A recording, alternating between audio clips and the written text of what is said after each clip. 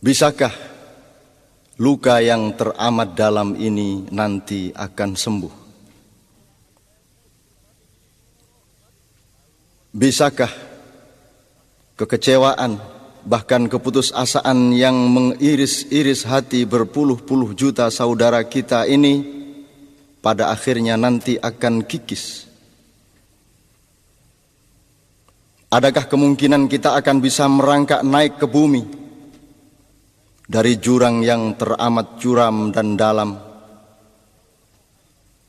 Akankah api akan berkobar-kobar lagi?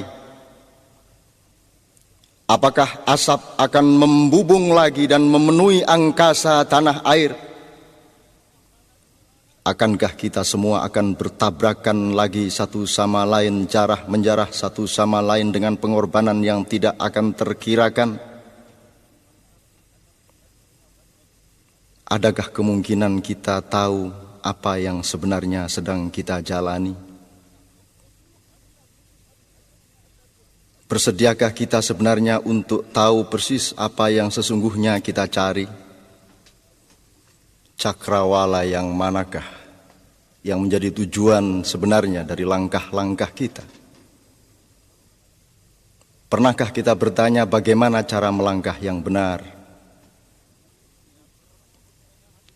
Pernahkah kita mencoba menyesali hal-hal yang barangkali memang perlu disesali dari perilaku-perilaku kita yang kemarin? Bisakah kita menumbuhkan kerendah hatian di balik kebanggaan-kebanggaan? Masih tersediakah ruang di dalam dada kita dan akal kepala kita untuk sesekali berkata kepada diri sendiri bahwa yang bersalah bukan hanya mereka, bahwa yang melakukan dosa bukan hanya ia, tetapi juga kita? Masih tersediakah peluang di dalam kerendahan hati kita untuk mencari apapun saja yang kira-kira kita perlukan, meskipun barangkali menyakitkan diri kita sendiri, mencari hal-hal yang kita benar-benar butuhkan agar supaya sakit kita ini benar-benar sembuh total. Sekurang-kurangnya dengan perasaan santai kepada diri sendiri untuk menyadari dengan sportif bahwa yang mesti disembuhkan itu nomor satu bukan yang di luar diri kita, tetapi di dalam diri kita.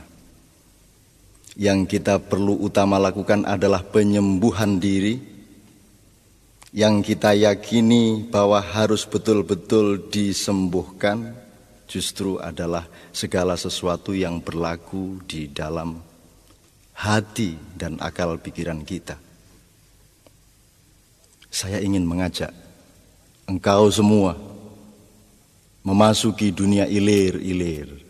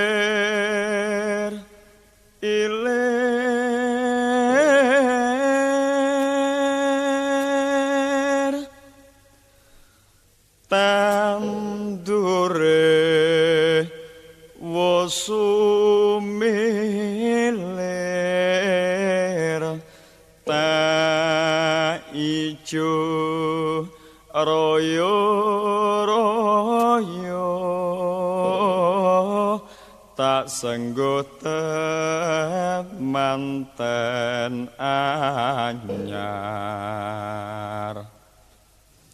Kanjeng Sunan Ampel seakan-akan baru hari ini bertutur kepada kita, tentang segala sesuatu yang kita mengalaminya sendiri, namun tidak kunjung sanggup kita mengerti.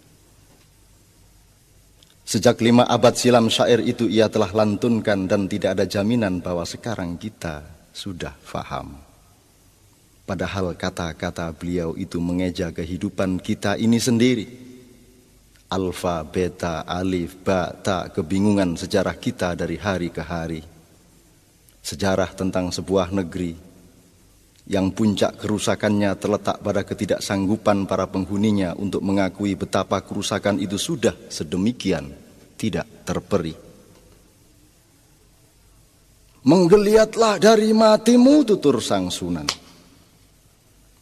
Siumanlah dari pingsan berpuluh-puluh tahun, bangkitlah dari nyenyak tidur panjangmu, sungguh negeri ini adalah penggalan surga. Surga seakan-akan pernah bocor dan mencipratkan kekayaan dan keindahannya, dan cipratan keindahannya itu bernama Indonesia Raya. Kau bisa tanam benih kesejahteraan apa saja di atas kesuburan tanahnya yang tidak terkirakan. Tidak mungkin kau temukan makhluk Tuhanmu kelaparan di tengah hijau bumi kepulauan yang bergandeng-gandeng mesra ini. Bahkan bisa engkau selenggarakan dan rayakan pengantin-pengantin pembangunan lebih dari yang bisa dicapai oleh negeri-negeri lain yang manapun. Tapi kita memang telah tidak mensyukuri rahmat sepenggal surga ini. Kita telah memboroskan anugerah Tuhan ini melalui cocok tanam ketidakadilan dan panen-panen keragusan. Cah angon, cah angon,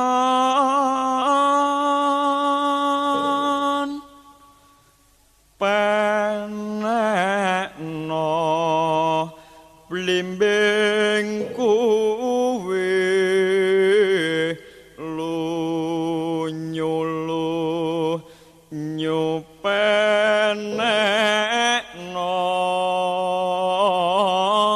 kanggo mbasuh dodot ira.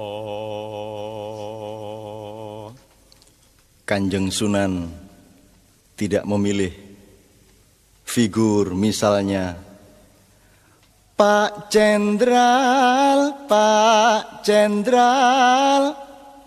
Juga bukan intelektual-intelektual, ulama-ulama, seniman-seniman, sastrawan-sastrawan atau apapun. Tetapi Cah Angon, Cah Angon.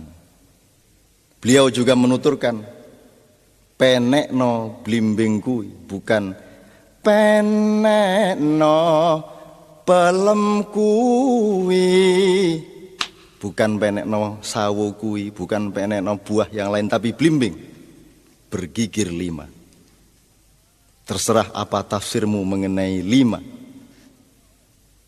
Yang jelas harus ada yang memanjat pohon yang licin itu, lunyu-lunyu penekno, agar blimbing bisa kita capai bersama-sama. Dan yang harus memanjat adalah bocah angon, anak gembala. Tentu saja ia boleh seorang doktor, boleh seorang seniman, boleh seorang kiai, boleh seorang jenderal atau siapapun.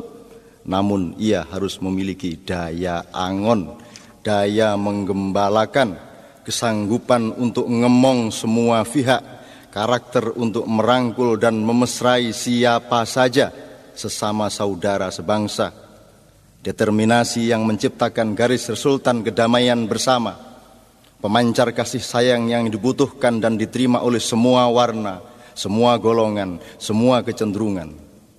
Bocah Angon adalah seorang pemimpin nasional, bukan tokoh golongan atau pemuka suatu gerombolan. Selicin apapun pohon-pohon tinggi reformasi ini, sang bocah Angon harus memanjatnya. Harus dipanjat sampai selamat memperoleh buahnya, bukan ditebang, dirobohkan atau diperebutkan. Dan air saripati blimbing 5 gigir itu diperlukan oleh bangsa ini untuk mencuci pakaian nasionalnya. Pakaian adalah akhlak. Pakaian adalah sesuatu yang menjadikan manusia, bukan binatang. Kalau engkau tidak percaya, berdirilah engkau di depan pasar dan copotlah pakaianmu, maka engkau kehilangan segala macam harkatmu sebagai manusia. Pakaianlah yang membuat manusia bernama manusia. Pakaian adalah pegangan nilai, landasan moral, dan sistem nilai. Sistem nilai itulah yang harus kita cuci dengan pedoman 5. Dodot tira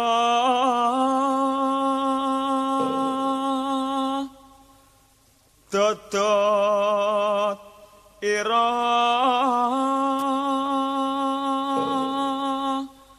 kometerbe daging pinggir tondo mono jlumetana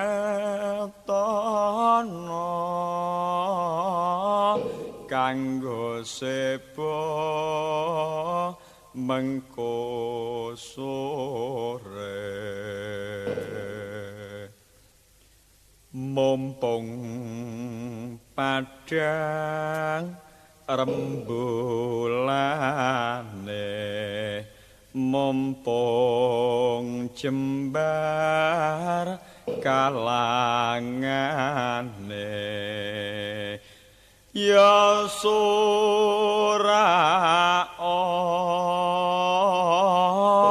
sura